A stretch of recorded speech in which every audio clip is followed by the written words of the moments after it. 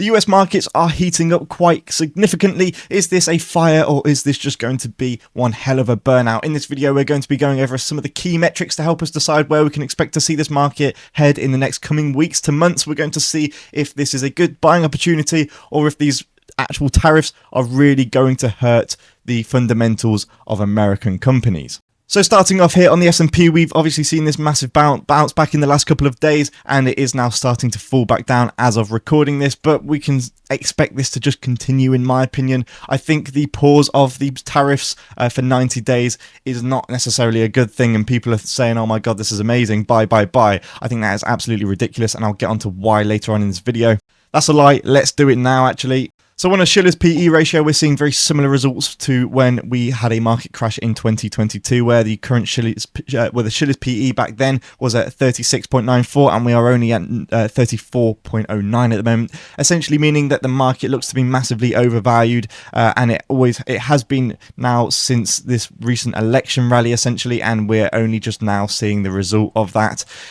I think it's a brilliant thing that the market is crashing and stocks were starting to look cheap. Well, I say cheap, fairly valued at this recent bottom here, and I think this recent hike up of around 10% was a bit unjustified. I would like to see this continue, and I do think it needs it just to be a bit sustainable, really. I don't think it is particularly sustainable if we were to see us go straight back to where we were pre-Liberation Day. We are actually seeing other ETFs now bounce back, of course, and the Nasdaq is certainly one of them to watch. It is still in a short position on the MACD indicator and on the exponential moving averages. We are obviously below them all, but we did actually start to play with the 20-day moving average here, but it looks to be as if we're going to be behind this again if we're not already relatively soon. Some companies in which really benefited from this were Tesla. Again, Tesla is a company in which I really cannot particularly advise people buying into, as of course they are massively overvalued and they have just been a hype stock forever. I mean, look at them, they are still at a PE of 124 with an earnings per share of $2 at 253. They are obviously falling down quite significantly today, and I do think this should continue. Again, not a company in which I can advise on. But with that being said, I'm not a financial advisor and none of this is financial advice. You should always do your own research before getting into a stock. But moving on to Apple. Apple is also a stock in which did significantly well from this recent low and the relaxation of tariffs, but fundamentally, Apple relies on China, and these tariffs are obviously still implemented on China, so it's always going to hurt Apple, and their manufacturer capability is obviously something in which is not easily moved to the United States, and even if they did manage to move it to the United States or a company like the United States, labor costs are going to be so much higher than they are in China and other Asian countries, so tariffs or not, Apple is going to suffer here. Again, they are below all of the moving averages, and on the MACD indicator, we can expect this to be in a short position.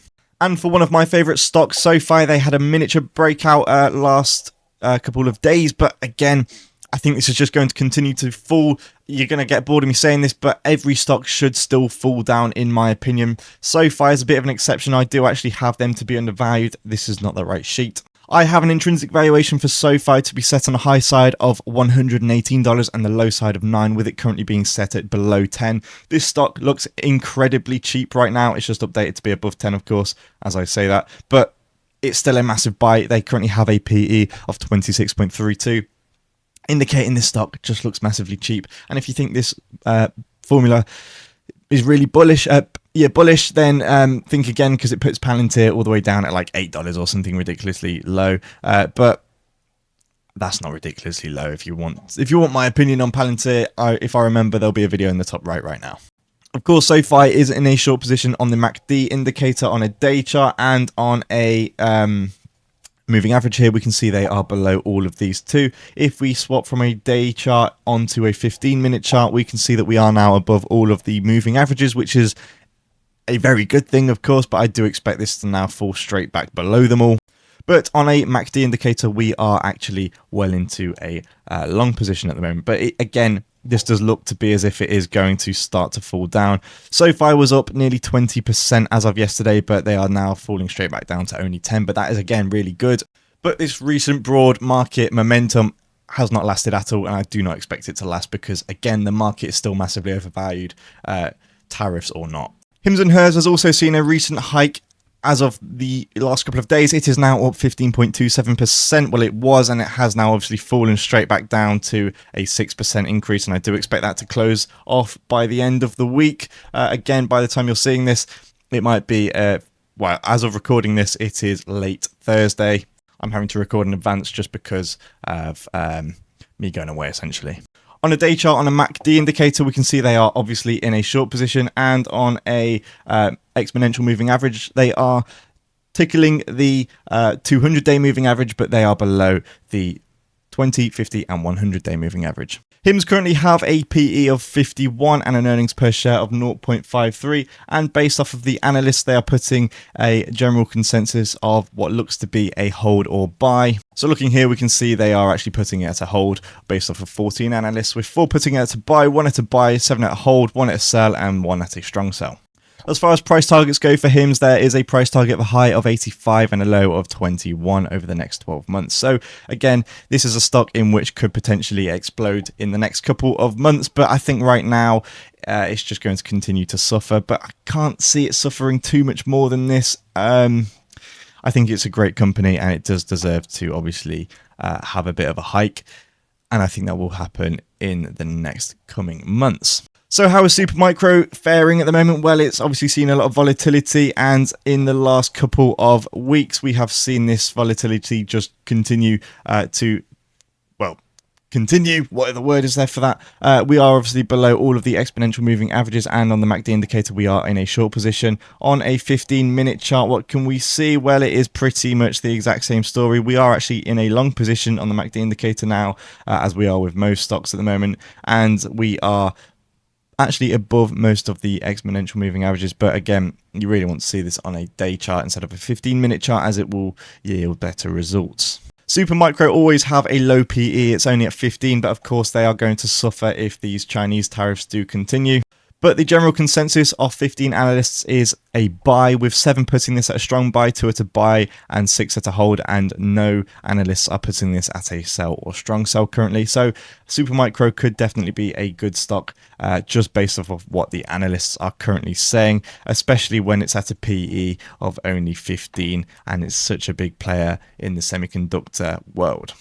AMD's seen a lot of buying pressure in the last couple of days, but it's looking to be as if it's just going to continue to sell off. It didn't even manage to break over the 20-day exponential moving average on the day chart here, which is obviously a relatively bad sign, especially when you see that much momentum. Again, AMD is a stock in which I have said looks overvalued for about 6 months now, and it's actually starting to look relatively cheap-ish with it being at an 89 PE. Of course, the earnings per share is only currently 1, so it does look as if it could potentially entering a buy within the next I can't even say, because it's a difficult stock to really place, because fundamentally they're just nowhere near as good as their competition, even though I think investors like to pretend that they are. But I can guarantee if we look on what the analysts say, they will actually put this in at a buy, despite me saying this. And we can see, yeah, again,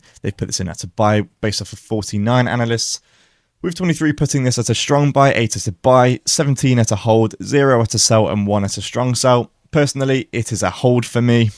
I have an intrinsic valuation set for AMD on a high side to be set at 67 and the low side of 36. I do have a discounted free cash flow analysis set at $294 for the next 9 years, but this year is only set at $32.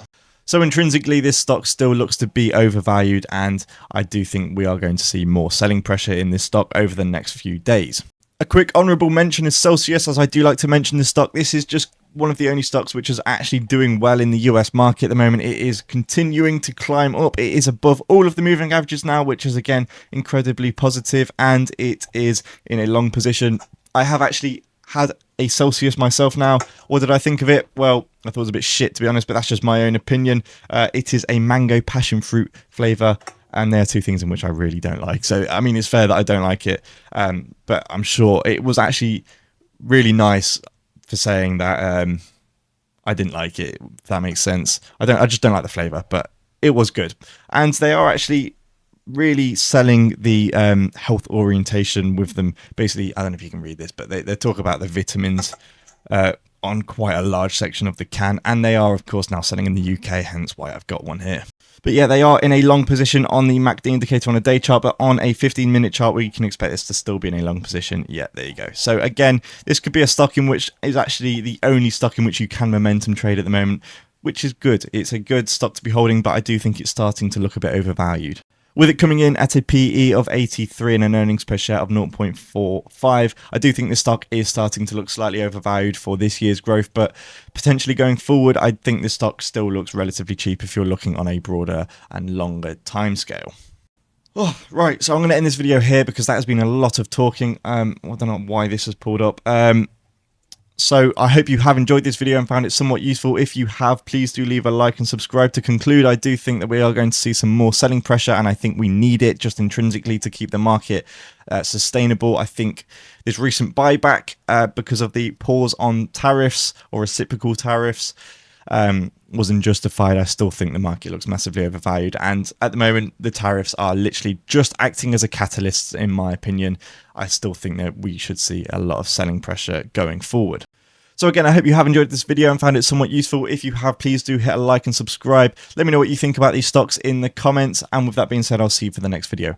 I'm not a financial advisor.